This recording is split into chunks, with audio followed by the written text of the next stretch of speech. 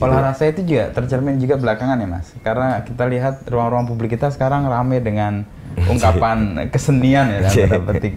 Mas Sigit melihat itu gimana? Apakah ada kemampatan komunikasi sehingga tembok itu sekarang bersuara semua? Iya. Ini juga apa? Sebenarnya kalau untuk ke pemerintah ya, ini apa sebenarnya nggak perlu gitu, nggak perlu artinya kesalahan ini nggak usah dilanjutkan, mensensor karya, menutup karya, karena bagaimanapun ekspresi publik itu satu nggak bisa hilang, Mas.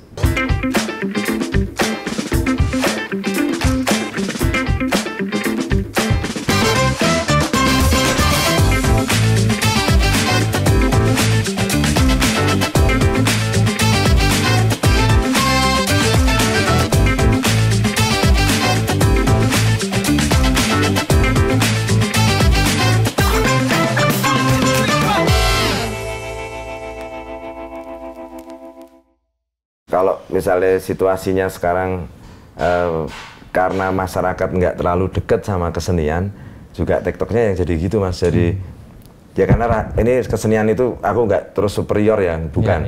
Aku belajar banyak, kita belajar banyak, saling belajar bareng sama banyak disiplin ilmu yang lain. Tapi artinya ini disiplin ilmu yang ngomongin olah rasa, ya kepekaan. Kepekaan. Dan ketika masyarakat kita didekatkan dengan kebiasaan dengan olah rasa tadi, aku pikir sensitivitasnya juga akan tumbuh. Muncul ya. Ya. Jadi sangat nggak mungkin terus berlaku sadis ya, karena itu nggak manusiawi. Olah rasa itu juga tercermin juga belakangan ya Mas, karena kita lihat ruang-ruang publik kita sekarang ramai dengan ungkapan kesenian ya dalam petik. Mas Sigit melihat itu gimana? Apakah ada kemampatan komunikasi sehingga tembok itu sekarang bersuara semua? Iya. Ini juga apa? Sebenarnya kalau untuk ke pemerintah ya, ini apa sebenarnya nggak perlu gitu, nggak perlu artinya kesalahan ini nggak usah dilanjutkan, mensensor karya, menutup karya, karena bagaimanapun ekspresi publik itu satu nggak bisa hilang Mas. Ya kayak tadi. Makin dibendung makin jebol ya. Iya, serepresifnya kita ngomong soal 45 lah. Sujoyono, Kairen Anwar, semua masih bisa nulis Bung Ayo Bung gitu, Merdeka atau Mati. Lalu di zaman 98 mahasiswa juga masih bisa gerak bikin grafiti untuk reformasi. Iya, untuk reformasi. Dulu kan ide untuk menurunkan Soeharto itu kan utopian banget ya, sangat nggak mungkin tuh kayak mimpi itu. Oh, idenya gila banget itu, ide nurunin Soeharto itu. Tapi juga terwujud. Dan pemerintah juga harus belajar dari yang lalu-lalu sebenarnya. Ada satu hal yang nggak perlu dilakukan karena ekspresi publik nggak akan pernah bisa ditutup gitu. Terus justru sebenarnya nggak perlu lagi dilakukan ruang publik itu atau street art juga itu kan media ya, media untuk publik yang publik sendiri memiliki kurasi yang sangat ketat, gitu. Ekspresi yang nggak senonoh udah pasti hilang kok oleh publiknya publik sendiri. Dia gitu. sebagai kurator dan sekaligus menikmat ya. Iya, gitu, hilang sendiri. Lalu ya kalau lihat lagi konteks dihapuskannya karyanya, misalnya Tuhan saya lapar. Itu kan keluh kesah sama Tuhan ya. Kenapa terus orang yang sensi gitu? Itu juga aneh. Dan sekarang setelah diitemin lagi, jalan itu spooky lagi. Padahal kan karya diletakkan di ruang publik, salah satu fungsinya itu kan menghidupi ruang publik. Ada banyak kasus Mas, teman-teman buka spot istilahnya, buka tempat, itu yang tadinya kriminalitasnya tinggi karena sepi, terus spooky, rakyat jalannya, itu kriminalitasnya tinggi. Lalu teman-teman grafiti bikin karya di sana. Jadilah galeri publik. Ada aktivitas rutin ya, misalnya event ambil sebulan sekali pasti ada orang ganti karya, gitu. Jadi ada peradaban di sana. Iya ya, ruang yang tadinya spooky, seram, berubah jadi ruang yang hidup. Terus nongkrong, terus jadi banyak yang nongkrong di situ, jadi orang lewat situ nyaman, gitu. Nggak merasa takut. Ya, nggak rasa takut. Itu banyak. Jadi pemerintah juga harus belajar fungsinya, manfaatnya street art ada di ruang publik ya. Jangan dilihat lalu itu didistorsi, mengotori, merusak. Ini bagian kita juga mengajak untuk diskus, Mas. Artinya kita masang karya di ruang publik itu, ayo kita diskusi ulang. Yang vandalisme yang mana, gitu, yang merusak yang mana. Kita petakan lagi. Di ruang publik ada apa aja sih? Oh, street art, iklan, partai, gitu. Oke, ini lihat ininya, porsinya masing-masing. Oh, yang iklan. Apakah yang iklan juga tidak melakukan pengerusakan? Karena justru kalau kita balik lagi ke filosofi kearifan lokal kita, Sakmadyo tadi, itu penghancurannya dilakukan dari penggelaran iklan ini tadi. Bagaimana masyarakat yang punya filosofi seperlunya menjadi konsumtif. Itu kan agitasi yang sangat masif dari iklan yang digelar di ruang publik kita. Makanya Mas Sigit bikin respon untuk iklan makanan cepat saji itu ya. Kemudian ada 2 anak yang kelaparan gitu ya, sebagai kontras atas budaya konsumtif di tengah situasi yang seharusnya nggak seperti itu. Ya, itu iklan. Lalu yang berikutnya apa Mas? Ya, terus jadi agar kita tahu konteks vandalisme itu bagaimana. Seperti apa? Ya, daya rusaknya. Kalau misalnya anak-anak kita berekspresi, nagging, di jalan gitu ya, kerusakannya secara fisik ya, itu oke lah. Kayak satu hal yang jauh lebih murah dan secara teknis lebih mudah direstorasi, gitu. Tapi kalau value, kalau nilai yang hancur karena iklan tadi misalnya, kalau mental, ini merecovery kembali masyarakat menjadi lebih bijaksana lagi seperti sebelumnya, itu sangat susah, sangat sulit, gitu. Jadi ayo, yang rusak yang mana? Yang daya rusaknya lebih gede yang mana? Belum lagi item ke salah satunya partai, gitu. Kita bisa lihat juga setiap 5 tahun sekali mereka cukup brutal memperkosa ruang publik kita. Iya. Semua di tag ya, maksudnya semua di pasangi, dikooptasi oleh mereka, gitu. Lalu yang barusan kemarin ada satu juru bicaranya Sesnek ya, ngomong mural boleh tapi pakai izin. Ya ayo ngacak gitu. Kamu sama teman-temanmu pakai izin juga nggak itu waktu masang-masang potret di mana-mana itu ya. Gitu. Ayo deh gitu. Nah, kalau dilihat ke porsinya partai, ya dilihat lagi kerusakannya gitu. Kalau ini konteksnya ngomong vandalisme ya. Nah, dari situ harapanku kita bisa lebih bijaksana gitu. Yang bikin yang vandal itu yang mana sih sebenarnya gitu. Jadi disepakati dulu. Iya. Artinya Mas Sigit mendukung sebenarnya upaya untuk pembersihan itu kalau itu memang layak dilakukan, tapi merata untuk iklan, untuk baliho, untuk street art atau yang vandal. Maksudnya kita mendesain ulang ruang publik kita. Itu yang aku sepakati. Maksudnya bukan terus bukan terus belain sepihak di pihak seniman aja, seniman street art, enggak juga. Artinya kalau misalnya lagi Mas, poinnya yang di penyelenggaraan iklan misalnya, sampai ke diaudit aja lagi misalnya, yang didapat dari penyelenggaraan iklan ini, pemerintah dapat berapa sih? Make sense nggak sama kerusakan yang dimunculkan? Untuk restorasi ini juga masih nutup nggak gitu? Kalaupun enggak ya dilihat ulang. Nah, justru kenapa nggak pakai metodenya pertelevisian kita? Di setiap 4 penjuru mau masuk kota, pasang giant banner gitu ya. Screen ya, giant screen. Ya, giant screen besar. Terus pakai per detik juga gitu, pasang iklannya. Nah, kalau mereka hanya dikasih pilihan seperti itu, aku pikir ya mau nggak mau sama gitu. Di TV juga sama gitu, bayar per sekian lama itu sekian, kalau lama sekian gitu. Itu tentunya ruang publik kita akan lebih lega, akan mudah manage-nya juga, karena itemnya juga hanya 4 ya, di 4 penjuru mau masuk kota gitu. Terus untuk auditing kok duitnya dikorup apa enggak juga akan lebih mudah gitu. Yang paling penting ruang hidup kita lega, nggak kumuh gitu. Nah itu bisa dijadiin satu solusi ya. Terus apa? Partai demikian juga. Mau kampanye ya itu kita punya TV di pintu-pintu masuk kota itu kita punya TV gitu. Kalau bisa pasang di situ. Sosialisasi ya sosialisasi biasa aja, nggak usah nyampah di ruang publik ya. Dari masyarakat. Gitu aja, dan mungkin kos produksi untuk kampanye jadi lebih murah juga gitu. Atau apa yang jelas sampahnya nggak ngerusak sekarang. Ya sekarang.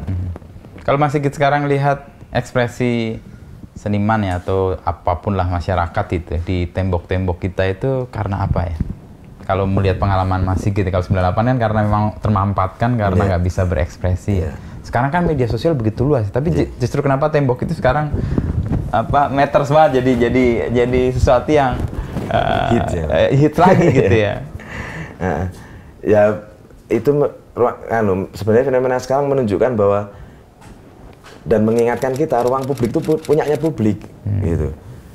Ruang publik punyanya publik, lalu wajar ketika publik itu berekspresinya ya ruangnya hanya ruang publik, punyanya publik. Mau ke media mana misalnya nggak semua juga misalnya bisa bikin rekaman, nggak semua satu secara teknis yang lebih sederhana, mudah dan itu di ruang publik itu. Iya, itu menempatkan ekspresinya ke ruang publik gitu. Makanya itu juga media gitu. Nah, maksudku kebebasan berekspresi juga dilindungi undang-undang gitu. Undang-Undang Dasar 45 melindungi itu, baik lesan maupun tertulis gitu. Nah, itu juga dilindungi sama undang-undang. Maka kalau terus yang bikin grafiti diburu, aku minta itu di stop gitu. Itu mereka dilindungi undang-undang gitu. Udah buru-buru karyanya kamu rusak gitu. Dan harusnya ngasih pertanggungjawaban nih pemerintah atas perusahaan. Iya, atas perusahaan karya, karena karya yang dia rusak itu koleksinya publik gitu. Dan itu masuk di wilayah peradaban kultural gitu. Itu kekayaan budaya dan nggak bisa serta-merta ditutup terus nggak ada penjelasan, nggak ada pertanggungjawaban, even permintaan maaf untuk seniman dan publik yang memiliki karya itu nggak dilakukan. Harapanku ya lagi-lagi infrastruktur kesenian kita bekerja untuk itu gitu. Terus bukan traumatik atau apa, tapi persoalannya kita juga harus selalu belajar sama sejarah. Kita pernah soalnya satu waktu ruang publik kita, ruang ekspresi kita sangat steril ya zaman Orba. Itu tertekannya seperti apa gitu, dan bahaya bagi pemerintah sendiri ketika masyarakatnya katupnya tertutup semua. Itu nanti kalau out of control gimana gitu, kalau terus chaotic gimana. Jangan sampai itu terjadi, harapannya kita semua gitu. Artinya itu bagian salah satu katup ya, selain untuk masyarakat berekspresi. Iya. Harusnya pemerintah sebenarnya berterima kasih ya karena mendapatkan masukan, kritikan. Iya. Dan yang digambari teman-teman tuh situs-situs yang kacau, yang chaos. Jadi udah dibenerin, ya harusnya bener. Secara teknis aja udah dibenerin, itu harusnya terima kasih. Yang kedua, sudah diajak sharing, diajak diskusi lewat karya, itu sudah matur nuwun. Ya, ada dua tuh udah. Iya, udah harus terima kasih gitu. Diperhatiin sama rakyatnya, itu juga udah terima kasih lagi, eksistensinya diakui. Malah berarti responnya menutup. Iya, malah responnya menutup. Tapi itu kan kayak apa ya, respon yang umum terjadi ya di hampir semua negara ketika ruang publik itu diambil alih oleh masyarakat ya. Nah, yang aku maksud kurang berbudaya itu karena sebenarnya kenapa semua sama, bahasa yang dipakai mereka itu sama, ini kan bahasa yang masuk ke wilayah arogan untuk menunjukkan kekuasaannya. Sama sekali nggak pakai respect. Kalau pakai respect itu juga rumah orang loh, nggak mungkin kamu jadi belang bonteng gitu. Harus jadi belang-belang, ya dibenerin dong, dicat yang bener. Kalau respect masih ada respectnya, ini sama sekali nggak. Jadi memang bahasanya ya memang bahasa kekuasaan. Kalau di negara lain hal ini terjadi juga nggak, menurut pengalaman? Kayak di New York misalnya, ketika graffiti sangat intens dan mengkritik waktu itu layanan publik ya. Di transportasi umum. Sampai mereka bikin departemen anti graffiti. Iya. Nah, semuanya sama. Artinya kekuasaan negara ini itu mau menunjukkan kekuasaannya atau kontrolnya terhadap publiknya. Itu alasannya kan terus ini ya masuk ke ranah yang dianggap subversif itu kan karena masuk ke ranah personal, ke ranah privat gitu. Hak kepemilikan itu tadi. Ya karena sistemnya sama, kapitalisme, lalu sesuatu properti itu memiliki hak kepemilikan. Nah, kita juga harus diskusikan lagi tembok-tembok yang di luar ini sisinya, siapa yang memiliki? Ya, itu masuk di atmosfer ruang publik di jalan. Jadi ya memang secara fisik itu punya publik, punya propertinya, punya si pemilik rumah. Punya pemilik rumah. Iya. Tapi kalau dinding luarnya yang masuk di atmosfer ruang publik itu masuk di dalam ruang publik gitu. Aku pun sepakat ya kalau yang punya rumah pinggir jalan terus capek bersihnya, itu aku nggak nutup mata gitu. Tapi kalau ditutup bersih lagi, flat maksudnya polos, itu ya percuma, pasti akan dia digambari ulang lagi. Ya karena yang harus disadari propertiku masuk di ruang publik, gitu yang harus disadarin si pemilik, pemilik properti. Sehingga dia akan rela kalau publik juga merespon sebagian dari properti yang menjadi milik publik itu. Nah, kalau misalnya itu dibuka ya, si pemilik rumah malah punya galeri. Itu setiap saat akan berganti karya, dia tanpa dia organize ya. Publik udah mengorganize dirinya sendiri, mengkurasi sendiri. Iya, mengkurasi sendiri gitu. Itu malah kalau langsung pengen sangat nggak mungkin karena ruang publik yang lagi-lagi ya.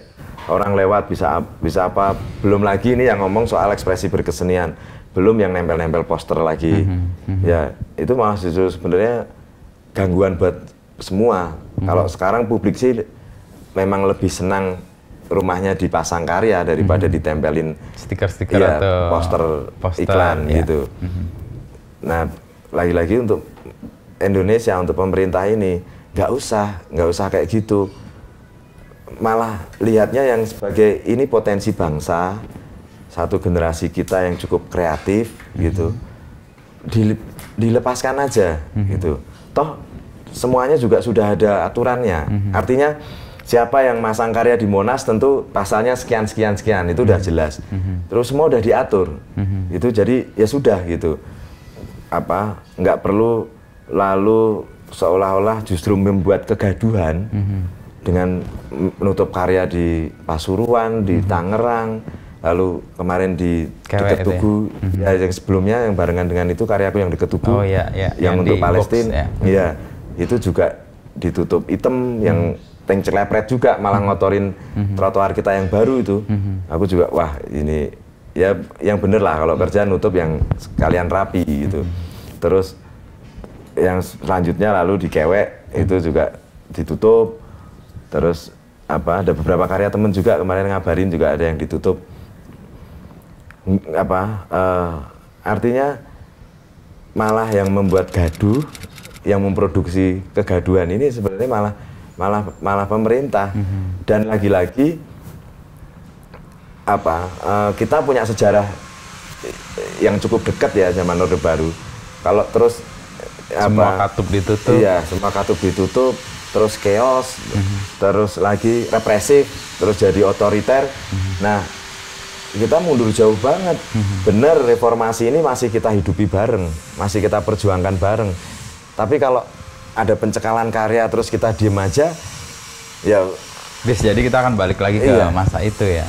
Itu kan berapa temen yang hilang nggak balik, berapa mahasiswa, berapa seniman juga kayak Mas Wiji Tukul juga belum jelas gitu. Nah, itu orang-orang yang dikorbankan untuk perubahan bangsa ini ya jangan sampai sia-sia. Dan benar ini masih kita hidupi. Toh berapa jauh tahun ya dari reformasi sampai sekarang korupsi juga masih ada, dan lebih ironinya lagi yang korupsi muda-muda. Yang notabene ya waktu 98 ikut berjuang bareng gitu kan. Ini juga rada lucu gitu, ironi. Bener, betul, ironi. Tapi tadi menyebut Wiji Tukul, saya jadi ingat puisinya sih. bunga dan tembok itu kan. ya. Dan tembok itu akan roboh ketika bunga dan benihnya itu ada di dalam itu dan mekar gitu kan. Nah, situasi sekarang kalau Mas Sigit melihat ya keaktifan masyarakat atau publik atau seniman di karya gitu ya, di jalan itu, apakah spiritnya sama dengan 98 dulu atau beda atau gimana Mas Sigit melihat? Aku nggak ngerti pastinya, tapi mungkin secara hakikatnya manusia itu kan butuh diakui. Oke. Ya, jadi pengakuan atas eksistensinya ini itu penting. Nah, ini yang sedang dikomunikasikan sama negara. Gitu. Kalau kamu nganggap nggak ada, ya mereka akan selalu muncul. Itu karena basicnya semua manusia secara hakikinya memang ingin diakui. Eksistensinya ya, itu. Keberadaannya ingin diakui dan memang harus diakui gitu. Nah, dari itu aku lihatnya, Mas. Karena kalau secara kesadaran politik juga sangat beda ya generasi sekarang, ya masyarakat sekarang. Tapi lebih ke eksistensi ya. Iya, jadi benang merahnya ya inilah nunjukin orang tuh nggak bisa dihilangin eksistensinya gitu. Ketika masyarakat berkeluh kesah terus di skip gitu ya, dianggap nggak penting, ya dia akan muncul di mana gitu. Karena faktanya memang ada itu eksistensi dari orang yang berkeluh kesah itu ternyata ada juga. Ada, ya. Gitu. Jadi ya untuk menunjukkan eksistensinya itu akan muncul di banyak. Dan ini terjadi sih ketika satu karya dihapus akan muncul karya-karya berikutnya dan sekarang masif. Lebih masif, iya. Ini bukan terus jangan dilihat perang grafiti sama pemerintah gitu-gitu, jangan dilihat jangan didistorsi sampai segitu gitu. Ini dilihat ya segitu, masyarakat itu nggak bisa lagi lu kamu anggap bodoh gitu. Kalau ketika kamu harus belajar sama masyarakat, ya lapang dada. Gitu. Jalan adalah tempat untuk belajar juga. Benar, ya, itu benar. Jadi ya yuk pemerintah yang legowo, gitu, pasang badan, gitu. Artinya ya kalau salah akui salah, gitu. Jangan lantas menganggap nggak ada, menganggap semua baik-baik saja, lalu berretorika dengan data-data statistik pencapaian pemerintah, kita akuin, iya. Apa yang membedakan ekspresi di era-era 98 dulu dengan sekarang di jalan? Karena sekarang masif juga seperti dulu 98. Yang bedain mungkin waktu 98 kita punya musuh bersama ya, yaitu ini Orde Baru. Ya, KKN-nya Orde Baru gitu, korupsinya, nepotismenya. Jadi hampir semua ekspresi itu mengarah ke sana. Ya, ada satu kesamaan. Walaupun itu nggak ada koordinasi, nggak ada kesepakatan, nggak ada tema bareng gitu, nggak ada, tapi muncul di setiap kota. Dan itu jadi kayak keresahan bersama gitu ya. Jadi keresahan bersama. Kalau yang saat ini jadi lebih beragam ya. Lebih beragam dan lebih pintar. Artinya bisa mengemas tuntutan yang serius dengan ya tadi ada main-mainnya, ada main-mainnya, ada lucunya, kayak misalnya Popo grafiti sebelah sudah saya tutup, gitu kan, itu kocak ya, menghibur, jadi orang yang mau menghapus ketawa dulu kalau mau. Lalu yang bisa kita percaya dari TV hanya azan, itu juga itu ya, memang ya bersyukurnya generasi kita berarti ada progresnya. Sebenarnya lagi-lagi yang aku bilang kemarin juga, ini menunjukkan hasil pendidikannya kita harus bersyukur juga gitu. Generasi lebih kreatif, lebih pintar, lebih cerdas, lebih berbudaya, cara penyampaiannya juga nggak terus frontal gitu. Dan bagaimana nggak berbudaya, dia bikin karya loh untuk berkomunikasi gitu. Nah, harusnya disyukuri kalau ya walaupun tadi ada evaluasi tentang bagaimana kurikulum masyarakat pelajar jadi frustasi, gampang diprovokasi untuk kekerasan di Bekasi, anak-anak kecil juga yang terakhir bacoin wong rondo, bapak-bapak ronda itu kan juga sedih juga ya, itu anak-anak kita juga begitu bisa sadisnya. Di Jogja juga ada klite gitu. Nah, di luar itu semua, paling tidak pendidikan kita sebenarnya menghasilkan satu generasi yang cukup pintar gitu, dengan mereka mempresentasikan ekspresinya sekarang ini dengan karya di publik gitu ya. Betul. Dan ini juga menunjukkan bahwa seni itu untuk manusia. Artinya kan udah nggak lagi ada pelabelan atau pengkotakan, dan ini udah nggak laku lagi di masyarakat kita, dan ini bagus, progres yang bagus. Istilah ya kalau nggak sekolah seni kayaknya nggak sah jadi seniman. Sekarang itu enggak, itu nggak berlaku. Dan ini buktinya yang di karya di ruang publik bukan itu seniman iya, dari sekolah seni ya. Iya, dan ya ada, tapi itu udah nggak menjadi penting. Oke. Iya. Orang banyak yang berani untuk mengekspresikan dengan bahasa kesenian tanpa harus memiliki label sekolah akademis. Iya, itu juga satu kemajuan ya, karena ya itu esensinya. Seni itu punyanya publik, seni punya manusia. Jadi semua berhak untuk menggunakan itu. Semua berhak untuk berekspresi, karena memang hakikatnya berekspresi toh juga dilindungi undang-undang. Terus itu juga secara basic kebutuhan manusia. Dan sekarang diperlihatkan gitu. Dan lagi-lagi ini bukti konkret keberhasilan pendidikan ya. Bagaimana menumbuhkan mental merdeka, kalau kita ngomong Ki Hajar Dewantoro, gitu. Pinter itu utuh gitu ya. Sampai di pemikirannya itu juga pinter, nggak cuma urusan pinter ngapalin doang gitu. Nah ini juga harus dilihat gitu, Pak. Terus ngomongin potensi bangsa, kalau misalnya di banyak tempat ada museum ruang publik, itu ya jelas masyarakat akan lebih sejuk ya, gitu. Di semua kota di samping taman kotanya juga punya ruang publik ya, museum galeri publik, gitu juga pasti akan jauh lebih sehat daripada pameran baliho yang tendensius. Nah ini juga perlu harus dibaca bareng lagi. Dari semua item yang ada di ruang publik, kenapa ekspresinya teman-teman ini yang disebut karya seni? Sedangkan iklan juga pakai visual, itu partai juga pakai visual. Yang menjadi titik penting untuk pembeda pendefinisiannya itu di persoalan tendensi, Mas. Oke. Kalau yang lain menginginkan satu keuntungan yang didapat dari publik, kalau di karya yang ekspresi yang ini, visual yang ini, itu nggak ada tendensi itu. Ya, makanya disebut sebagai art tadi. Iya, makanya disebut sebagai art. Karena gangster pun sama, tagging, graffiti, tapi mereka nggak juga dimasukkan di dalam ranah produk street art, itu karena ada tendensi penguasaan ruang publik, gitu. Nah, dianggap lagi sebagai karya itu karena dia juga tidak berorientasi untuk melakukan penguasaan ruang publik, kooptasi terhadap ruang publik, enggak kayak yang dilakukan iklan dan partai dan gangster gitu. Dia malah berkontribusi ya, menumbuhkan kesadaran, membangun kekritisan, membuat dia sadar akan situasi. Itu makanya disebut karya juga. Bahkan aku sebenarnya sangat rindu ya karya-karya abstrak tapi ada di ruang publik misalnya, gitu. Jadi ruang publik juga jangan lantas berpikir harus agitatif, harus apa, enggak ya, ini ruang bersama gitu. Apa aja bisa masuk. Apa aja bisa masuk. Waktu di London ada banyak spot ya, aku lihat karya-karya graffiti yang keren ya gitu. Karya abstrak gitu ya.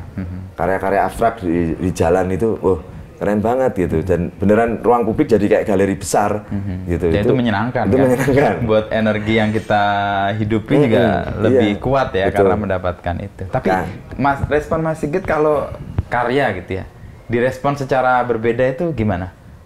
Direspon apakah tadi hapus, apakah ditembak karya lain, apakah kemudian dipersoalkan? Respon Mas Sigit gimana? Bisa dibilang biasa aja atau menerima konsekuensi itu karena disadari dari awal. Mau fragile, memang kalau karya di jalan itu rentan. Dia sangat, itu udah ada kesadaran dari semua sebenarnya. Iya, sejak kita meninggalkan karya itu, bahkan waktu proses masang belum kelar itu sudah bisa jadi harus persoalan. membangun kerelaan itu sampai terus meninggalkan ya. Bukan berarti kita bikin karya semaunya atau segampangnya, itu enggak juga. Itu dengan seluruh ketulusan. Lalu kita tinggalkan, itu kita sudah sadar nih mau hancur kapan, gitu. Nah, cuma kan yang jadi persoalan kemarin itu yang nutup representasi negara, Mas. Jadi ya wajar kalau publik bacanya ini politis, karena negara itu instrumen kekuasaan lah ya. Itu. Jadi beda kalau misalnya yang merespon street artis yang lain atau karya baru gitu. Atau warga misalnya itu atau yang punya properti gitu. Itu beda soal gitu. Nah, yang ini yang jadi persoalan yang juga dimasalahkan sama teman-teman juga karena yang melakukan negara. Iya. Apalagi karya itu adalah karya yang disuarakan untuk mengkritik negara itu. Jadi kelihatan kayak ada ketidakrelaan bahwa publik menunjukkan eksistensi kegelisahannya kepada negara. Betul. Gitu ya. Walaupun sebenarnya lagi-lagi aku nggak sekedar ngasih pembelaan, tapi nggak perlu itu dilakukan tuh satu gini. Kalau misalnya kayak yang disangka Pak Jokowi misalnya dibuka, yang aku bilang kemarin matanya biru ya jelas bukan Pak Jokowi. Dan negeri yang dipaksa sehat di negeri yang sakit. Gambarnya kan lucu ya, kartun karikatur gitu, karakter lucu, lalu disampaikannya juga cukup rileks tuh, fontnya kuning.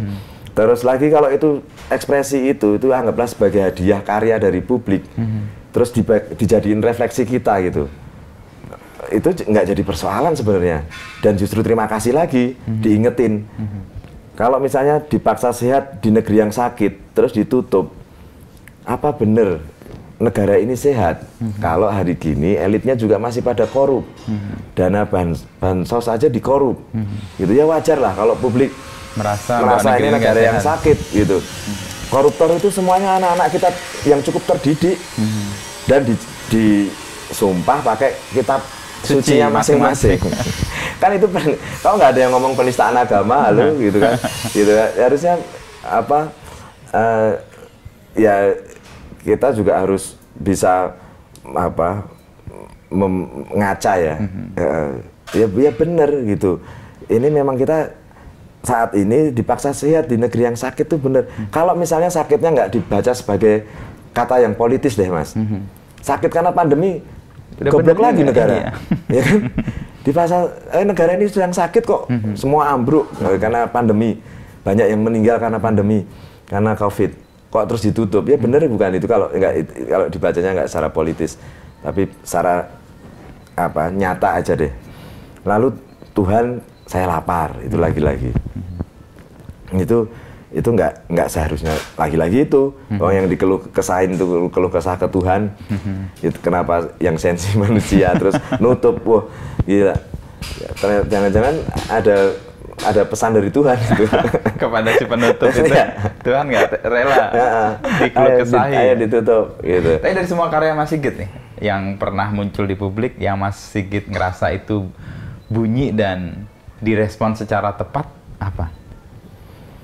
Banyak banget pasti, tapi mungkin sebut 1 atau 2 atau 3. Mungkin yang balionya McD malahan mas, kalau menurutku loh. Apa pesannya itu? Aku masang di 3 baliho, dan aku manfaatin momen Ramadan, dan aku lakukan minggu siang. Jadi momen Ramadan itu masyarakat kita sedang berpuasa. Lalu kenapa minggu siang? Minggu siang itu masyarakat kita sibuk mempersiapkan segala hal. Jadi sibuk berbelanja. Sadarlah orang nggak tidur atau nggak sedang istirahat gitu. Dan relatif waktu yang cukup nyaman untuk aku bekerja mas. Karena masyarakat sedang sibuk dengan aktivitas belanjanya untuk nanti berbuka puasa segala macam. Lalu saat itu waktu waktu bulan puasa, jadi nggak terlalu crowded, memang lenggang. Lalu setiap minggu siang aku kerja, bikin karya itu. Aku bawa tangga, aku naik ke balihonya, aku pasang karya yang itu sebenarnya anak Sudan di atas, di bawah truk logistik bantuan pangan itu mas. Banyak anak minta bantuan. Iya, minta bantuan gitu. Aku crop hanya 2 anak, terus aku pasang di depan badutnya McDonald. Si Ronald itu. Nah, aku pasang 3 baliho. Aku setiap minggu siang ada 3 kali minggu. Aku pasang, lalu di minggu keempat aku mau masang yang di Kota Baru mas, di dekat gereja Kota Baru di selatan jalan ada. Aku mau masang di situ, balihonya ganti. Loh, ganti M. Tadinya ada gambar Ronald ya. Kalau secara apa teman-teman desain komunikasi visual yang paling ideal memang yang ada badutnya, karena aku pun juga merasakan atas nama orang tua itu kita nggak bisa bohong, harus ikut jadi marketingnya mereka. Ketika anak-anak nanya itu apa, itu kan terus jadi harus jelasin siapa sosok itu, dan ngapain dia ada di situ, jual burger gitu kan. Terus ya nggak mungkin, oh itu sirkusnya mana gitu kan, nggak mungkin. Nah itu jadi begitu karya itu diganti M, aku keingetan juga Mas, oh di Jalan Perang Tritis dekat pojok Beteng Wetan ada, aku kesana, M juga. Oh, udah diubah. Iya. Terus aku, oh di Jalan Solo dekat bandara, dekat lampu merah Meguwo, aku kesana, M juga. Dan ternyata semua sama. Dan baliho yang sudah aku pasang juga hilang. Ganti, yang hilang satu di Jalan Magelang, di depan Borobudur Plaza itu hilang setiangnya dan sampai sekarang nggak ada. Jangan di koleksi kolektor tuh. Terus tapi yang lain ganti M semua. Nah untukku ini kemenangan kecil publik ya. Artinya kalau sudah diganti logo huruf M itu kan bahasa simbol, bahasanya orang dewasa. Jadi nggak langsung mengkonsumsi. Ya, jadi publik nggak ya bisa sedikit lega gitu. Nah itu buatku itu karena secara wacana mungkin enggak, tapi secara sosial membawa perubahan. Itu membawa perubahan. Kita sedikit lega, tidak harus dipaksa untuk jadi marketingnya atas nama orang tua dan kejujuran. Lalu jadi bahasa simbol itu, bahasa logo itu bahasanya orang dewasa. Jadi lumayan terlindungi lah. Misalnya tapi publik. Itu dilakukan siang-siang nggak berisiko Mas? Nah, atau memang pilihan? Karena gini Mas, ini juga aku ceritain juga ya. Masyarakat kita ini kan masih terjebak kalau malam salah dan siang benar. Lalu sesuatu yang aku lakukan siang, publik akan membacanya sebagai sesuatu yang benar. Gitu. Itu kenapa memilih siang. Aku memilih siang. Karena memang benar. Karena itu sebenarnya hal yang benar. Bukan kekeliruan ya. Bukan kekeliruan. Mas Sigit mau meluruskan iklan itu gitu ya. Dan ya hak publik, artinya itu kan di ruang publik ya. Kalau terus atas nama pajak mereka dilindungi, ya ayo, apakah kita nggak bayar pajak? Gitu. Aku parkir, beli sabun, itu beli minyak goreng, dapat penghasilan dari karya, kena pajak. Pajak. Nah, kalau atas nama pajak terus dilindungi, ya publik juga bayar pajak, gitu. Jadi ukurannya sama, gitu. Nah, dan ruang publik adalah ruang yang cair. Jadi ya itu udah di ruang publik, gitu. Dan areal situ juga ruang publik tadi, publik bisa merespon. Dan saya cukup dan publik harus juga bertanggung jawab. Artinya setelah itu rangkaiannya aku bungkus di pameran tunggalku di Sangkring. Aku beri judul testimoni pameran tunggalku. Jadi itu berkala Mas. Setiap kala aku memproduksi pameran tunggal untuk memberi hak publik mendapatkan klarifikasiku, mengetahui karya-karya Mas Sigit. Komplain atau ingin tahu detailnya atau mau tahu lebih jelasnya, aku harus membayar hak publik itu. Gitu. Nah, itu kenapa di galeri, karena juga kayak misalnya artis talk gitu ya Mas, ada presentasi karya. Kalau aku lebih tertarik ngobrol sama pelajar yang sudah sama anak kelas 1 SD gitu. Oh gitu. Ya, itu kenapa nggak sama seniman, tapi buatku gini, akan banyak sesi berkesempatan ngobrol bareng sama seniman. Yang kedua, nggak kayak Nguyai Segoro Mas. Kalau Mas seniman ya. Iya, sebenarnya udah paham gitu. Nah, jadi lebih berguna, kesempatan kita belajar ini akan lebih berguna ketika kita mentransfer sama anak kita pelajar.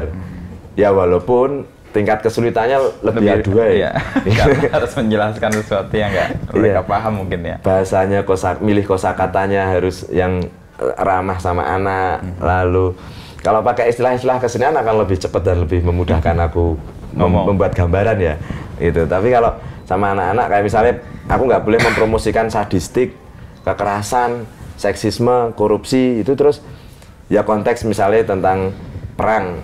Aku kasih pergantian kosakatanya ini jangan berantem gitu. Untuk korupsi ya ngomong yang sportif gitu-gitu. Jadi harus pintar-pintar, dan itu seru buatku.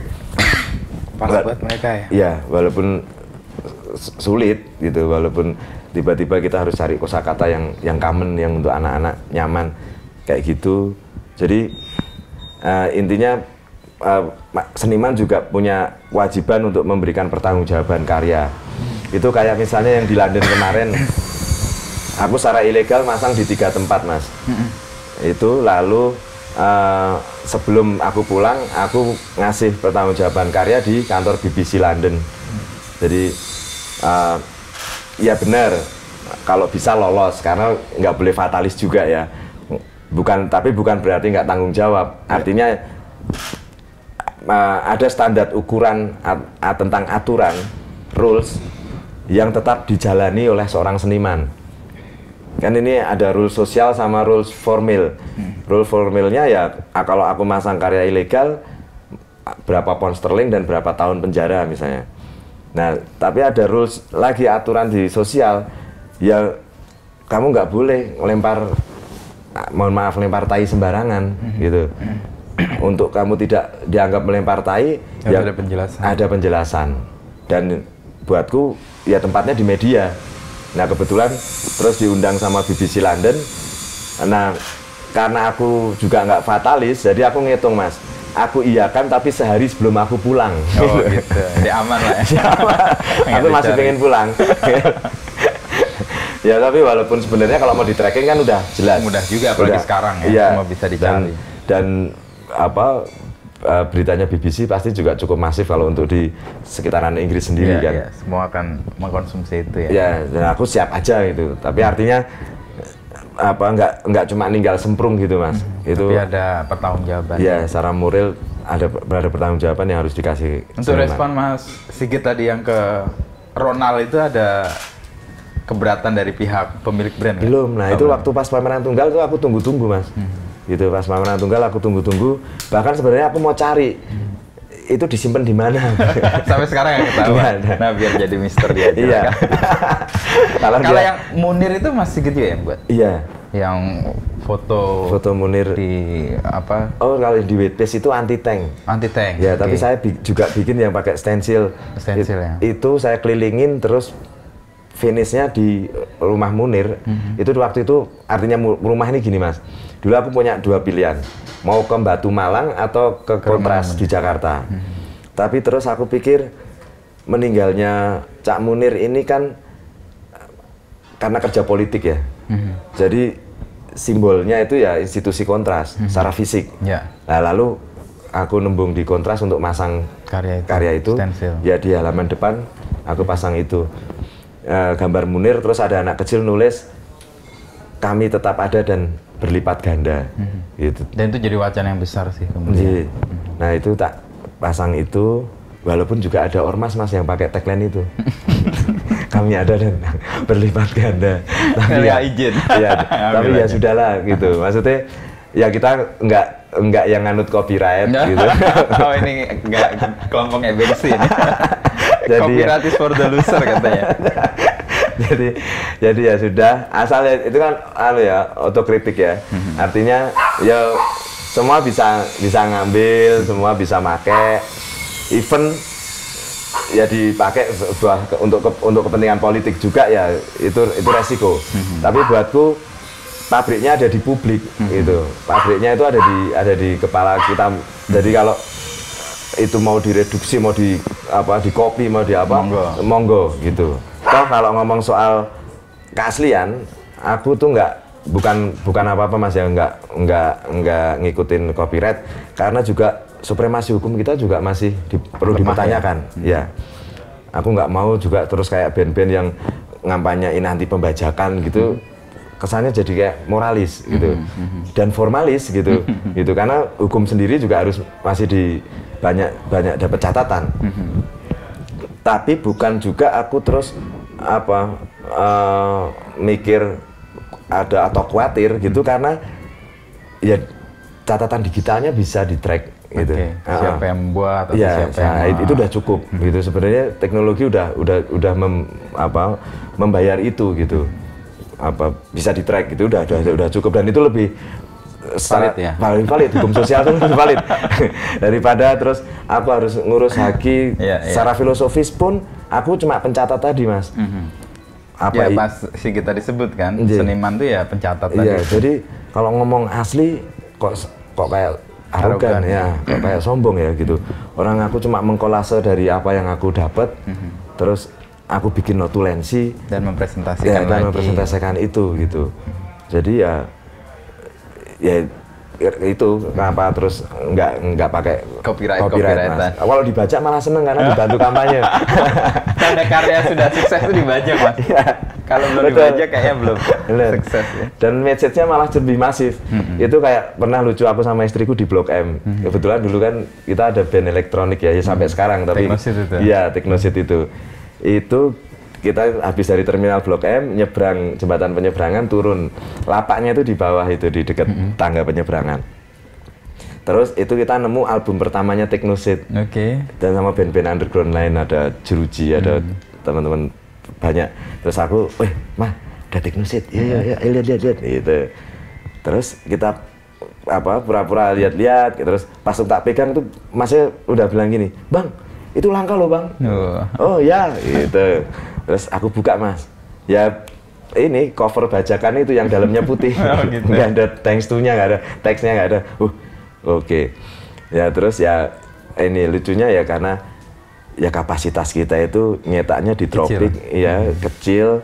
Untuk se-Indonesia ya jelas langka gitu. Tetapi kita seneng gitu. Bahwa ada yang mengcopy dan menyebarluaskan. Ya itu message-nya nyampe, terus secara ekonomis juga bisa TikTok memberi keuntungan mereka banyak orang. Terus ya nggak usah sedih juga karena sebesar Peter Pan pun di Mandala Krida yang nyanyi itu dengerin lagunya bajakan. Kalau suruh beli CD orisinilnya semua yang nyanyi nggak segede itu.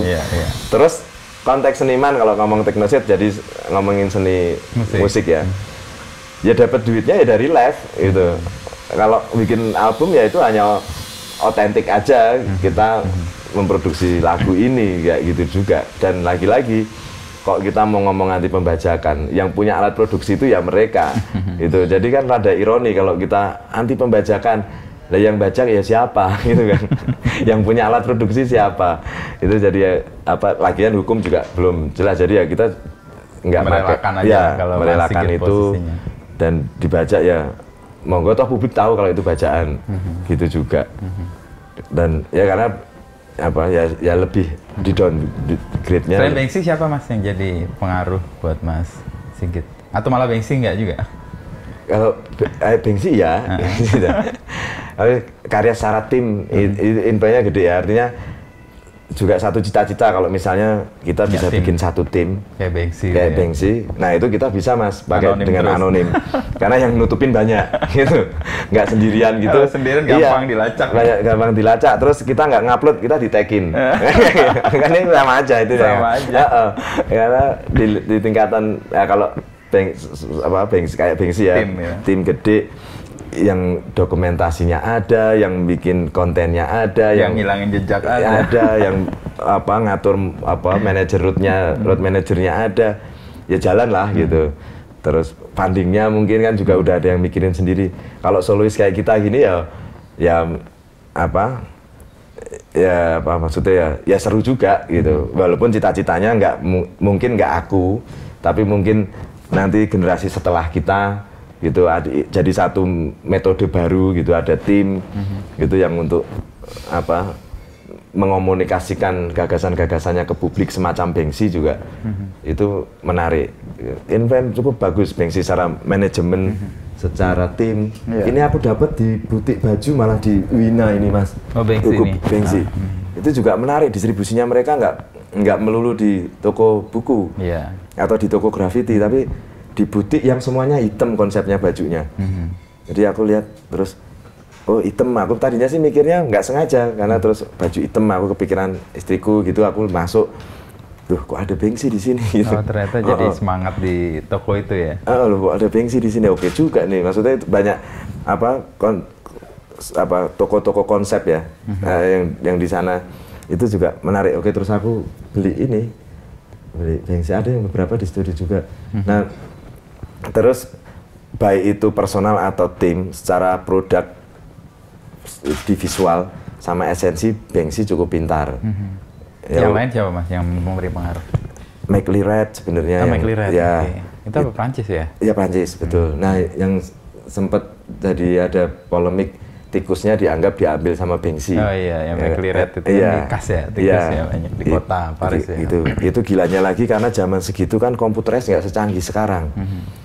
Dia hanya tracing, mau ngedein foto aja kan bakalan kesulitan itu. PR betul. Iya, PR. Aku juga sempat ngalamin Mas, hanya modal fotokopi, ketebalan hitam itu yang kita petakan. Iya. Yang paling tebel dulu ini, nah potong. Jadi harus difotokopi, oh berapa tebel ini. Supaya dapat siluetnya iya, itu ya. Layer-layer itunya. Jadi kalau zaman sekarang ya kayak anak-anak interior aja.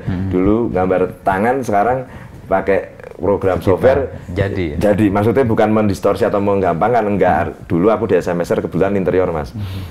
Waktu dinah, idenya bisa gila-gilaan. Waktu tiba ke perspektif, mumet tuh mulai. Udah gitu, temboknya cat merah, pakai cat air Mas. Wah jelek Kalau anak sekarang tinggal ganti. Jelek. Sekarang hapus lagi, bikin lagi. Abu-abu gimana itu? Ya harapannya dari kemudahan itu, ya jelas karya-karya mereka akan lebih canggih, gitu. Semuanya bukan terus zamanku lebih susah, lebih hebat, enggak. Semua gitu.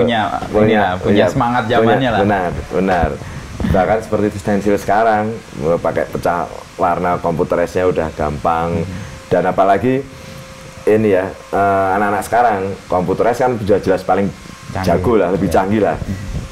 Jadi bukan lagi mendistorsi nilai seni, enggak juga, tetapi boleh juga aku mengatakan bahwa membuat karya seni itu tidak sulit, gitu. Jadi bisa dilakukan oleh siapapun tadi, ya, nggak hanya seniman. Bener. Jadi harapanku yang lihat kita, yang misalnya anak-anak kita yang seneng ngulik komputer, bisa aja bikin image terus di print, tempel udah. OB juga begitu, poster pakai lem kayu, tempel, ya itu juga karya juga gitu. Lebih baik seperti itu daripada rentenir yang menjanjikan pinjaman cepat itu kan nempel-nempel, mending mending anak-anak kita yang bikin ekspresi, karyanya diletakkan di ruang publik, itu lebih menarik, dan masyarakat juga akan lebih seneng dan lebih ayem gitu. Jadi dengan kemudahan teknologi jelas lebih mudah untuk sekarang, apalagi di pos produksinya karya ya Mas, pendokumentasian. Dulu kita pakai negatif film, begitu sampai rumah ternyata di afdruk kopong, ya nggak dapet. Wah, kalau digital kan udah kelihatan langsung. Ya. Lalu ya, itulah kemudahan teknologi ya. Dulu awal 2000-an komputer kita di rumah kena trojan, file kita hilang semua, gitu-gitu. Nah, sekarang nggak tahu tuh trojan apa. Nah, terakhir nih Mas, pilihan Mas Sigit untuk selalu memilih ibu-ibu atau orang tua ya, dan anak-anak itu apa? Terakhir mungkin. Ya, ini gini, kalau menurutku kita kalau mau belajar sesuatu, semua value kembali belajar dari ibu. Karena ibu itu figur yang nggak miliki tendensi macam-macam. Even ya dia representasi ketulusan yang hidup tuh ya ibu. Jadi kalau kamu mau belajar sesuatu apapun itu, dan jangan takut salah, itu ya belajar dari ibu, kembali ke ibu. Belajar dari ibu. Even nggak ketemu ibunya ya diingat value-value apa yang pernah ibu kita kasih gitu. Artinya ibu itu juga yang membuat kehidupan. Gitu. Ya itu terrepresentasi di Ibu Siam tadi ya. Ada Bu Gesmo yang aku pasang di London Mas. Bu Gesmo petani di Niti Prayan. Yang itu bukan? Bukan. Dia yang duduk gini. Itu dia udah sepuh, dia masih bertani. Dan ya kita tahu bertani itu bukan hal yang enteng. Betul. Itu hanya karena dia mau memberi sesuatu sama keluarganya. Nah, walaupun karena itu dilakukan dengan tulus, seneng, lalu efeknya dia sehat. Jadi dia kuat gitu. Tapi merangkum dari itu semua, lagi-lagi ketulusan ibu itu bisa memproduksi satu kekuatan yang tidak terduga. Tidak terduga. Ya itu yang mau Mas Sigit representasikan di karya-karya di mana banyak sosok ibu, sosok orang tua di situ. Iya, itu apa kearifan itu ya kita balik lagi seperti yang diajarkan orang tua kita, gitu. Balik lagi belajar sama ibu. Terus kalau ini terima kasih untuk petani ini Rena waktu momen mau pamitan Mas. Jadi ini di belakang rumah. Ada satu fase yang panenan atau bibit itu nanem, ini pas panen. Nah memang awal-awal Rena ikut bantuin, terus berikutnya dia ngejar-ngejar belalang. Lebih menarik dapat belalang. Iya. Nah ini pas momen mau pulang pamitan, terus aku foto, terus aku pilih bareng sama Rena di komputer. Dik, jadi karya apa fotonya yang mana Dik, yang mau dibikin karya gitu. Karena ini sebenarnya PR-ku yang tidak bisa belum selesai ke Rena Mas. Rena itu request, Pak bikin karya jangan bangun rumah banyak-banyak. Nah itu karena terus apa melihat sawah yang ditutup gitu-gitu. Nah ini PR Mas, seniman enggak, aku sampai sekarang belum bisa mengalih bahasakan menjadi bahasa visual dari pernyataan Rena tadi. Ya, jangan bangun rumah banyak-banyak, ini gimana ya gitu. Masih PR tuh sekarang. Nah untuk nyusulnya karya ini Mas, terima kasih untuk petani ini. Gitu, terus kita pilih karya ini, terus ya ini juga keliling juga. Terus yang menarik ini aku pasang di kios box Coca-Cola di pinggir sawah, mau masuk Kersan Mas. Aku pasang di situ. Lalu pas mau pameran pertanggungjawaban di Kersan itu, pameran tunggalku itu, aku pinjem. Tapi aku pinjem sama petani yang baru kerja di sekitar box itu, kios gerobak itu.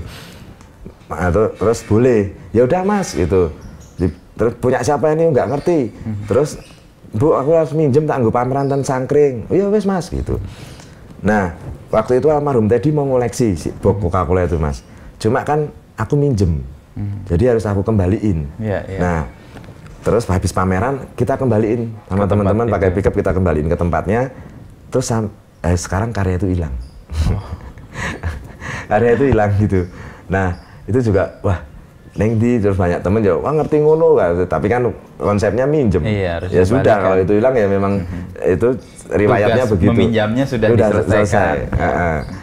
Itu di Coca-Cola di kalau anak pilihan anak ya, kalau anak itu aku pengen ngomong kalau semua anak itu pangeran-pangerannya kita Mas. Semua anak itu ahli warisnya kita. Itu kayak peringatan buat kita juga ya.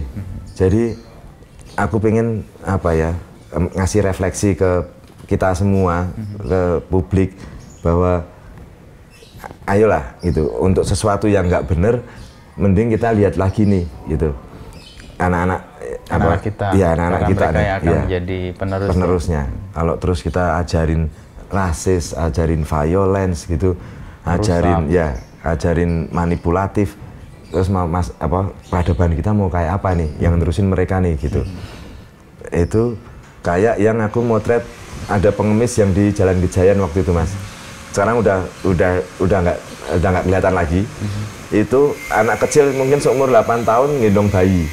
Waktu itu aku juga kebetulan waktu bawa kamera dengan lensa yang gede. Lewat. Jadi aku nggak perlu mendekat ke adik itu. Aku hanya lihat terus aku balik, aku dari jauh tak foto. Karena itu lagi bukan aku nggak etik lalu nggak minta izin, masalahnya kalau aku mencoba waktu itu membangun komunikasi sama mereka, aku takutnya adiknya takut. Itu adiknya terteror, aku nggak mau mengintimidasi adik itu. Lalu aku merasa nggak ada orang dewasa yang bisa mewakili untuk aku ngomong. Ya, karena kalau ada pun aku yang terjadi aku akan marah.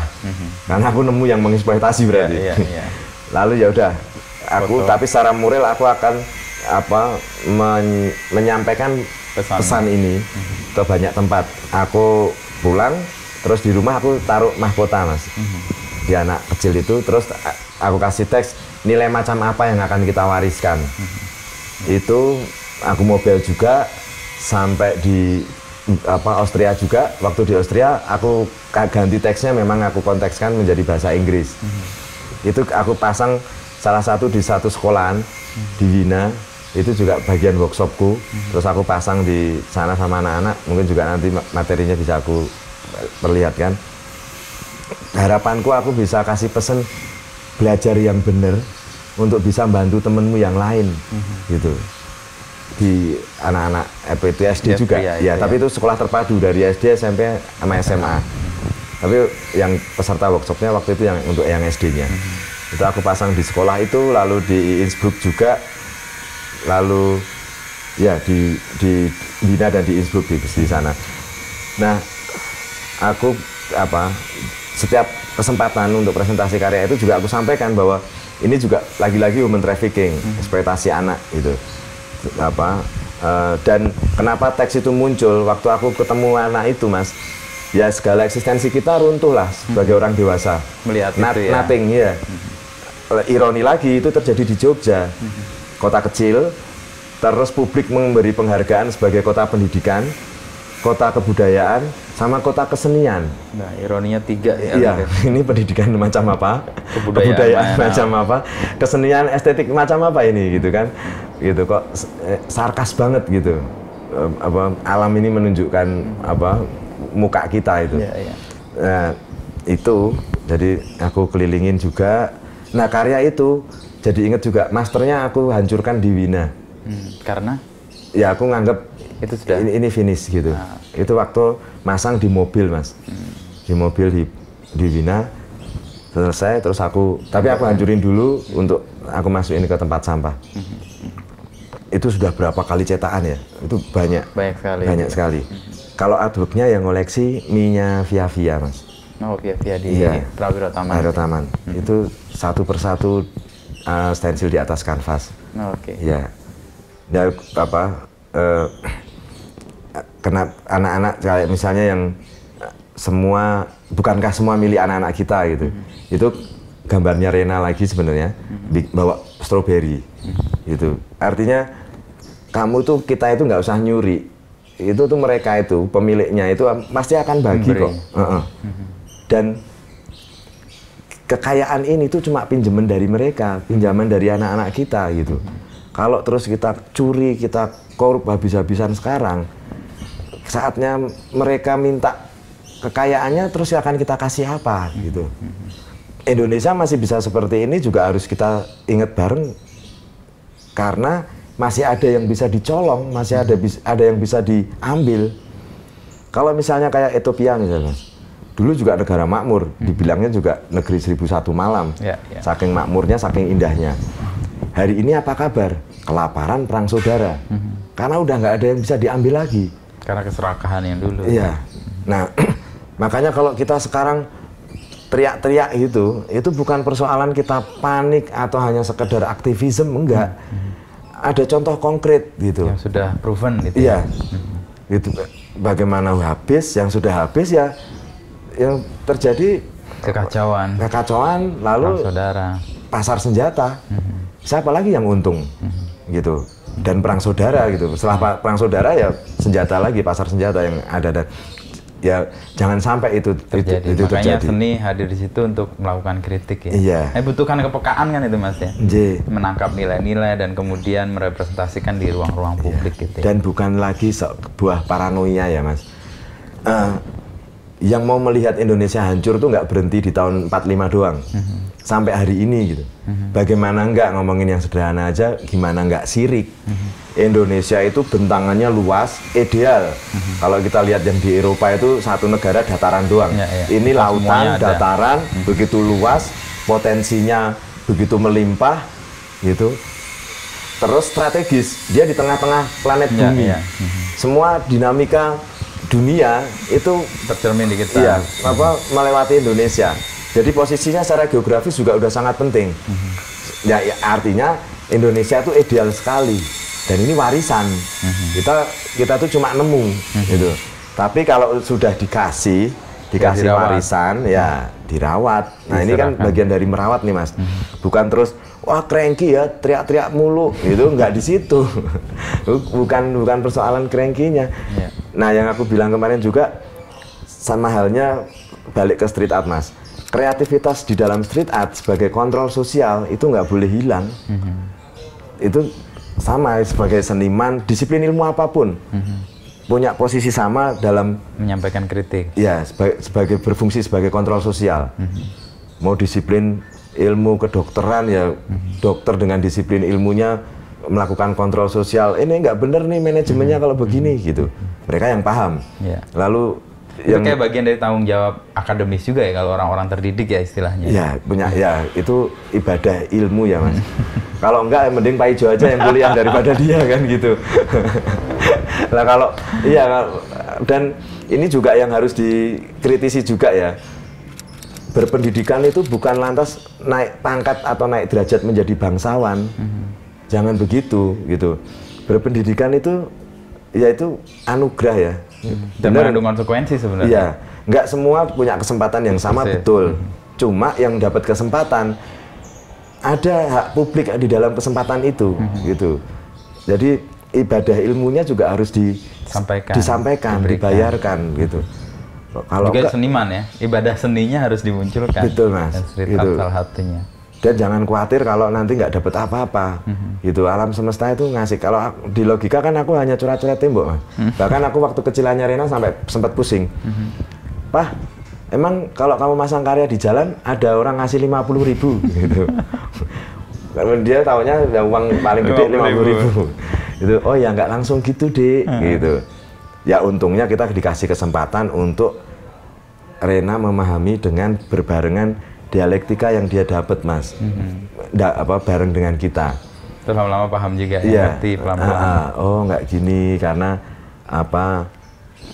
Misalnya yang tadi aku ceritakan ada beberapa pihak yang sepakat dengan konsepku karena untuk mengurangi eksklusivitas karya aku dekatkan ke publik, lalu apa? Itu disepakati oleh beberapa pihak yang akhirnya mengundang papa, mengundang aku. Ya. Terus ya dari situ juga ini aku bisa punya kesempatan apa ke banyak negara, melihat Indonesia dari luar gitu. Itu juga jadi kan artinya gini, yang di galeri juga nggak ada jaminan laku, yang di jalanan juga tidak dimatikan efek ekonominya sebenarnya. Dan itu terbukti ya? Dan itu terbukti Mas, gitu. Mungkin kalau aku nggak bagi karya di jalan, mungkin orang nggak ada yang tahu juga. Lebih lain ceritanya. Apalagi seni grafis Mas, itu juga ya lagi-lagi Kompas yang cukup berbaik hati bikin Triennale Biennale. Tapi apakah iya seorang seniman grafis pamerannya 3 tahun sekali? Gitu kan enggak. Nah, jadi terus konteks seni grafis sendiri Mas, stensil ini bagian varian dari seni grafis. Dulu seni grafis dianggap nilainya turun karena punya kemampuan repitasi, penggandaan. Nah, test caseku ini itu dalam rangka menjawab itu Mas. Kalau cetakan pertama 1 sampai 10 di kertas semua, ya mungkin orang apresiasinya jadi turun. Karena kalau seni grafis itu kan 3 di dalam seni murni. Di temennya lukis dan patung, lalu grafis. Nah dari 3 ini yang kadang aku masih suka dengar lelucon kayak di anak tirikan segala macam itu grafis. Tapi ya kayak balik-balik belajar dari Busiem, kita nggak boleh kerengki, ya kan? Ya udah. Oke, apa yang bisa membuktikan kekuatannya seni grafis? Nah dengan metode kekaryaan ini aku nemu Mas. Apa pelipat gandaannya itu? Iya. Gimana kalau cetakan pertama itu di Malaysia, cetakan kedua di Australia, cetakan ketiga di mana London, atau cetakan pertama di tembok, kedua di seng, ketiga di triplek, atau lagi cetakan pertama dengan background sosial politik masyarakatnya yang seperti ini, cetakan kedua sampai akhirnya setiap lokasi itu menambahkan value-nya ke karyaku Mas. Dan baru lagi gitu ya? Ya, dan baru lagi. Karya yang sama di tempat yang beda itu akan lain lagi gitu. Dan lagi-lagi dengan kekuatan seni grafis penggandaannya itu aku bisa membawa satu isu ke banyak tempat sekaligus. Iya, message-nya itu Mas. Itu juga aku belajar dari teman-teman jurnalis gitu. Nah, ini yang aku maksud tadi, ini kayak aku nemu test case bahwa ini loh kekuatan seni grafis gitu. Jadi reputasinya seni grafis itu bukan kelemahan, tapi malah justru kekuatan. Iya, ini kekuatannya seni grafis gitu. Kenapa terus Bang Oscar Motulo ngasih pengestu ke kita untuk jadi kurator, kita bisa pameran di Antara dan paling seneng itu pameran di rumahnya wartawan. Karena publikasinya jadi luas. Itu saya rekaskan nih dari tadi museum soal ketulusan, lalu kita ending juga soal ketulusan tadi, bahwa grafis yang tadinya dianggap remeh gitu ya, tapi ketika dia ditemukan kekuatannya dan ditemukan value tambahannya ketika dapat konteks baru, itu justru dapat energi yang kuat juga. Nih kayak energi museum itu nempel di amin pengestunya. Sama ini mungkin penting ya untuk adik-adik kita ya, maksudnya teman-teman kita yang lebih muda, yang kebetulan sekarang disiplin ilmu yang ditekuni seni grafis. Ini juga semoga jadi semangat bareng. Kita juga manusia yang realistis. Ternyata karya-karya yang aku pasang di jalan itu juga menambahkan value secara ekonomi di setiap artworknya, Mas. Jadi dulu kan kekuatannya gini, gimana kolektormu akan tertarik kalau karyamu kamu taruh di umbar, kamu ecer di jalan gitu. Ternyata itu dibantah sama alam. Ternyata sekarang mungkin ada regenerasi kolektor, mungkin itu juga doa ya. Yang selalu ada regenerasinya kan seniman, kolektor tuh lambat gitu enggak. Ternyata ada dan harapannya menghargai karya-karya dan justru itu menambah value-nya. Oh, karya ini pernah ada di sini ya, iya. Karya ini pernah ada di sini ya, di sini ya. Lebih justru. Jadi malah justru iya, ini kayak alam ngasih restu betul, Mas. Jadi keinginanku untuk mendistribusikan message, untuk mendekatkan karya ke publik, itu juga nggak digagalkan.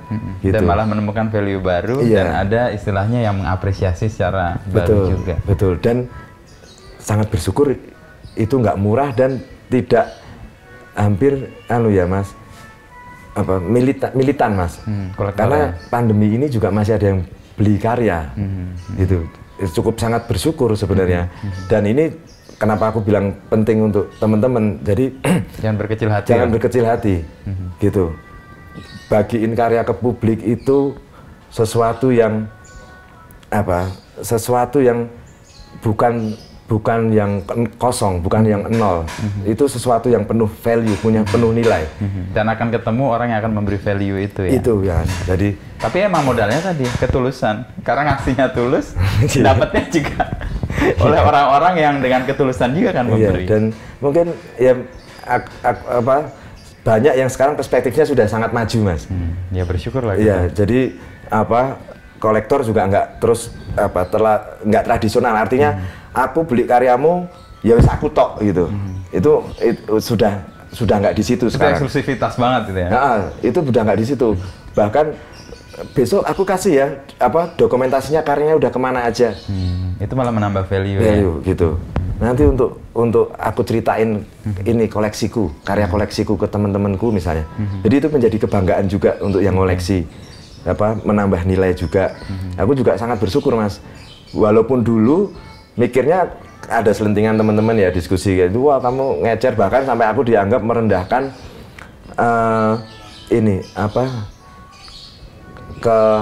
sesuatu yang kesakralan seni, fine artnya grafis. Ketika karena mengecer ke jalan, kelas yang rendahan gitu ya. Bahkan itu waktu masih di kampus ya. Terus ya aku tuh nggak mau cari musuh, jadi ya aku simpen gitu. Tapi aku juga kalau ada kesempatan aku sampaikan. Artinya ini untuk informasi untuk kita semua, bahwa konsepnya mendekatkan karya ke publik. Itu sama sekali nggak merendahkan kesakralan ke fan artannya seni grafis. Enggak, karena aku lakukan juga dengan sungguh-sungguh. Gitu. Tidak sembarangan. Ya, dan yang di artwork sama di jalan sama, karena cetakannya satu. Sama. Proses kreatifnya, energi yang diturunkan juga sama. Perlakuanku sama, karena juga kayak atlet, Mas. Nggak ada atlet yang mau kalah. Nggak ada seniman yang mau disuruh bikin karya jelek. Misalnya cerita teman-teman, aku punya uang cuma segini, bikin karyanya biasa aja, bukan di situnya, gitu. Kamu pesel uangmu seberapa, lu suka aja kita udah makasih, gitu. Tapi jangan suruh kita bikin karya seadanya. Itu nggak bisa, nggak akan masuk. Energinya juga akan tersalurkan dengan penuh juga. Betul. Kalau gitu. Apapun itu kayaknya juga. Misalnya kameramen ya. bikin ambil gambar sekenanya dia deh. Iya bukan di situnya, ini kerjaan gua kan gitu Mas. Kayak gitu. Nah itu sama. Jadi apa menempatkan karya di ruang publik tidak juga menurunkan nilai karya secara value ataupun secara ekonomi, secara value filosofis atau secara ekonomi itu nggak menurunkan. Lalu kepentinganku cuma satu sebenarnya.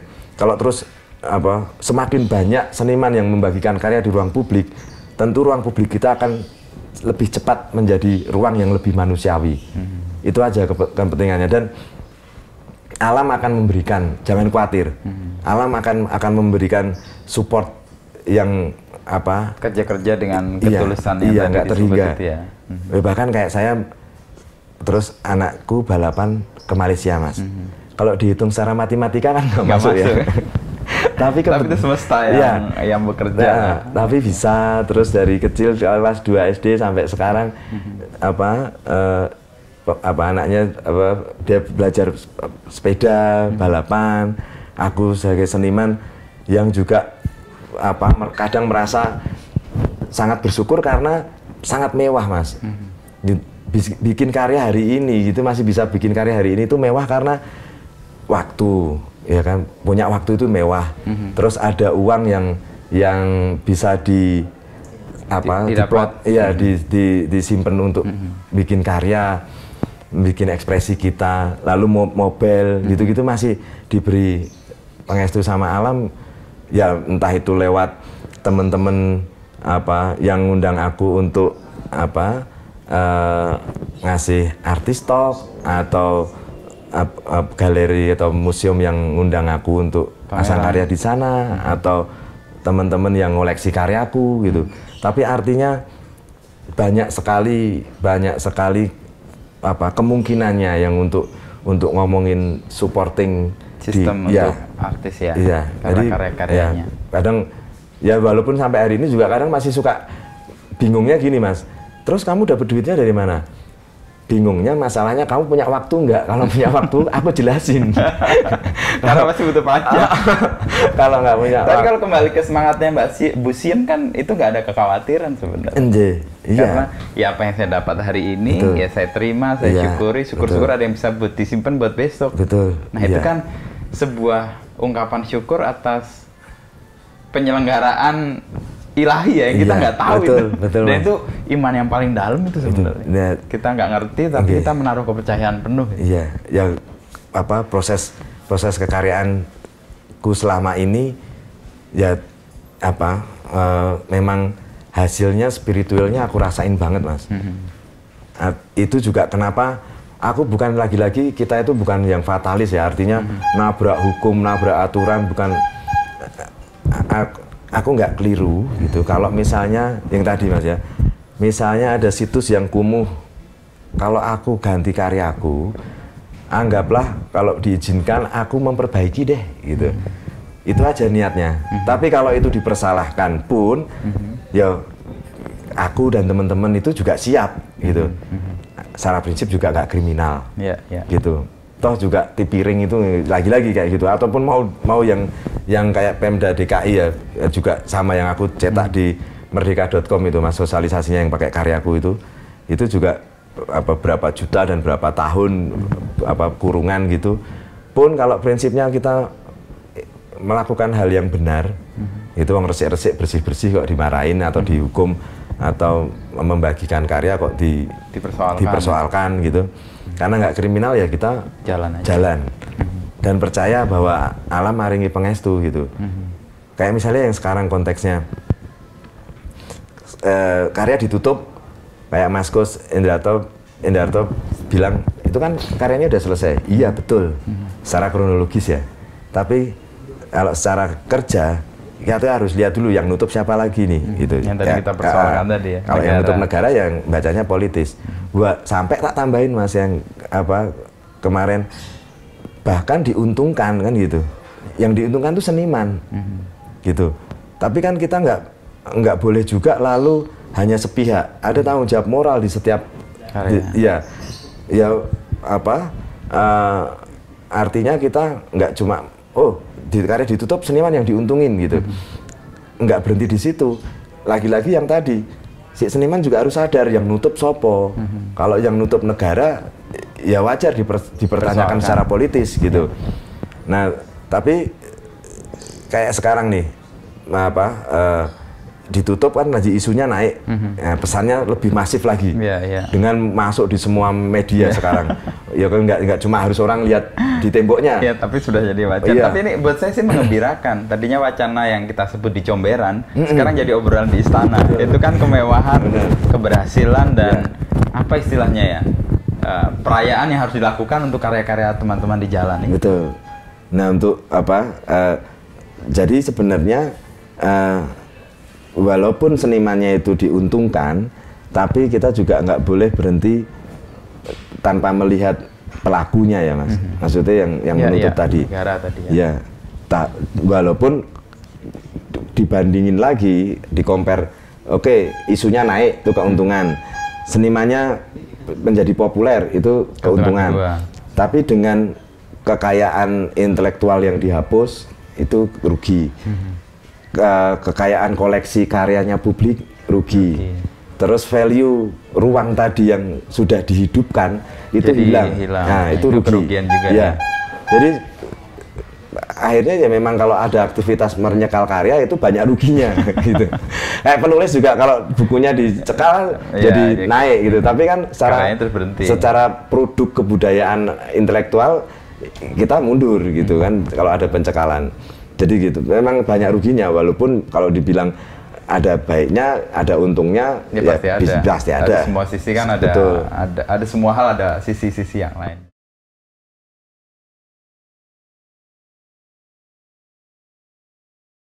Ini aku meninggalkan anonimus atau konsep anonim itu karena aku bentuk apresiasi atau penghormatanku sama publik. Oke. Ya, jadi aku harus cukup fair itu kepada publik yang mau diajak berkomunikasi. Karena aku menempatkan karyaku di ruang mereka, Mas, di ruang kita, ruang publik. Jadi penghormatanku terhadap publik, aku menyertakan identitasku, gitu. Itu bagian respekku gitu. Aku kok kayak nggak respek ya kalau terus aku nemplek karya di ruang bersama, lalu aku nggak meninggalkan identitas yang memungkinkan untuk orang ngelakuin klarifikasi atau minta klarifikasi aku atau ya. Jadi ya itu kenapa terus sejak 2012 aku pakai inisial DS itu Mas. Terus ada 2 angka di belakangnya itu angka tahun.